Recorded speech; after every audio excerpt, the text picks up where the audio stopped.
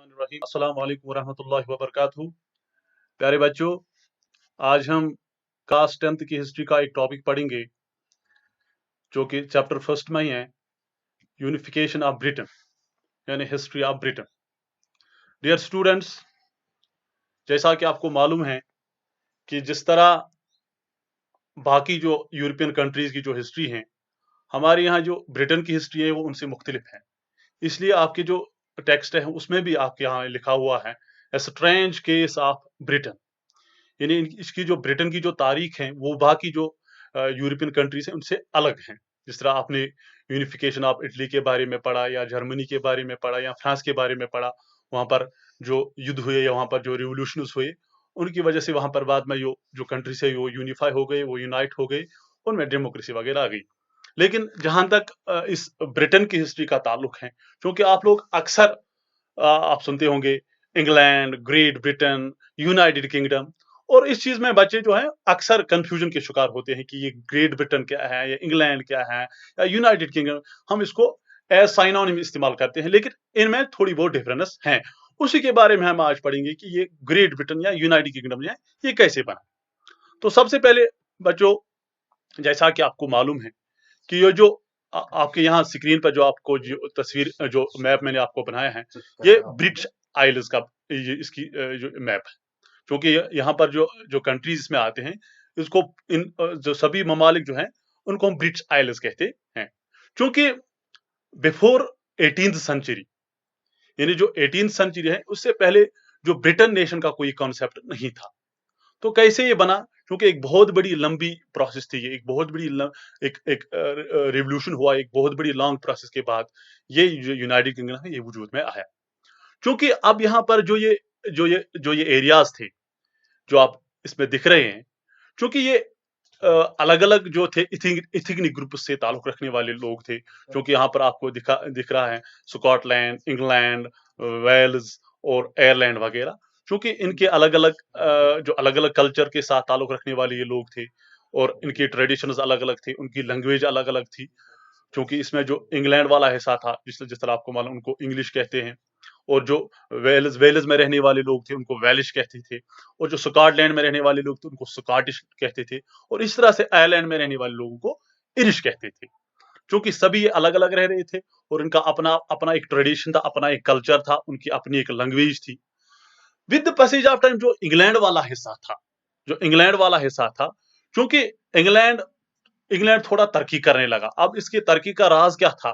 तो सबसे पहले जिस तरह आपने पढ़ा भी होगा, जो ग्लोरियस रेवोल्यूशन हुआ 1688 में, तो उसमें जो इंग्लैंड ने वो जो वहां पर मोनार्ची चल रही थी, उस मोनार्ची से वो पावर छीन कर वो वहां पर एक वी कैन से एक डेमोक्रेटिक सिस्टम, एक पार्लियामेंट सिस्टम ऑफ गवर्नमेंट वहां पर वजूद में आई।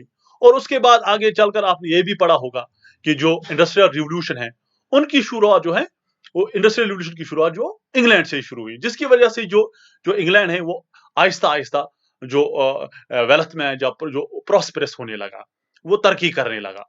और इस चीज का फायदा उठाकर जो इंग्लैंड वाले हैं उन्होंने अपने जो अपना जो डोमिनेंस, उनको जो उनके जो पड़ोस वाले जो एरिया से पड़ोस वाले जो ग्रुप्स थे उन पर बढ़ाना शुरू किया।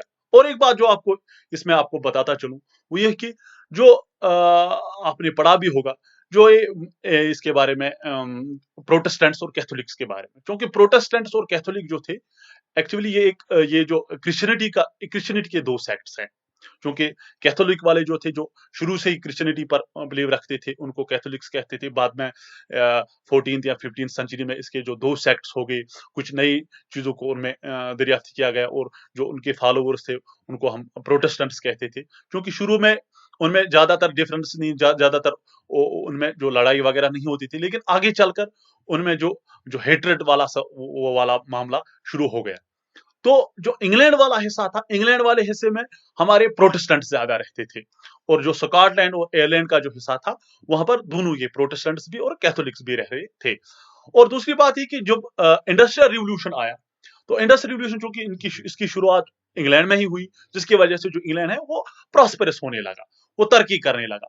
तो इस चीज का फायदा उठाकर इंग्लैंड ने कोशिश की कि अपना जो इन्फ्लुएंस है उसको बाकी जो एरियाज थे, जो के बाकी एरियाज थे, उन पर बढ़ाया। तो सबसे पहली जो कोशिश इंग्लैंड ने की वो ये कि जो वेल्स वाला जो आप मैप पर दिख भी रहा है, एक छोटा सा एक इलाका है, छोटा सा हिस्सा है जो इंग्लैंड के साथ बिल्कुल चिपका हुआ है, आप देख भी सकते हैं। तो उसको शुरू से ही हम ये जो इंग्लैंड की लीडरशिप जो थी वो इन अपने मुल्क के साथ उसको अपने इस एरिया के साथ उसको जोड़ना चाहती थी। इसमें जो एक बादशाह गुजरा है एडवर्ड फर्स्ट, उसने भी इसको फोर्टिफाई करने की इसके इर्द गिर्द किला बंदी करने की कोशिश की ताकि ये एक ही एरिया ये बन जाए, एक ही मुल्क ये बन जाए। तो इसको फोर्टिफाई करने की कोशिश की थी एडवर्ड फर्स्ट ने। तो इसके बाद ये पूरा जो बाकी काम जो था वो हेनरी थर्ड हेनरी जो एट्थ एक रूलर गुजरा है, हेनरी एट्थ एक रूलर गुजरा है, उसने पूरी तरीके से इस वेल्स को अपने इस एरिया अपने इंग्लैंड के साथ मिलाया। तो उसके बाद आगे चलकर जो स्कॉटलैंड की जो लीडरशिप थी उसके साथ नेगोशिएशंस करके एक माहिदे पर दस्तखत किया गया था।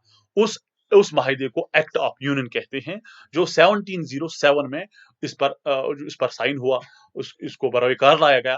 तो इस एक्ट के जरिए, इस एक्ट के द्वारा जो स्कॉटलैंड है उसको बाज़ाब्ता तौर पर इंग्लैंड के साथ जोड़ा गया। अब जो ये आप बात को समझने की कोशिश करो, अब जो ये वेल्स, इंग्लैंड और स्कॉटलैंड, क्योंकि अब इसका एक पूरा एक यूनियन बन गया, तो इसको हम कहते हैं ग्रेट ब्रिटेन। क्योंकि इंग्लैंड, स्कॉटलैंड और वेल्स ये पूरा जब एक यूनियन बना तो उसको उसको हम बोलते हैं ग्रेट ब्रिटेन। तो आगे हम चलते हैं जो जहां पर आयरलैंड आयरलैंड की ओर। क्योंकि आयरलैंड जो एरिया था, आयरलैंड का जो एरिया था, क्योंकि वहां पर जिस तरह मैंने पहले ही बताया प्रोटेस्टेंट्स भी रहते थे और कैथोलिक्स भी रहते थे।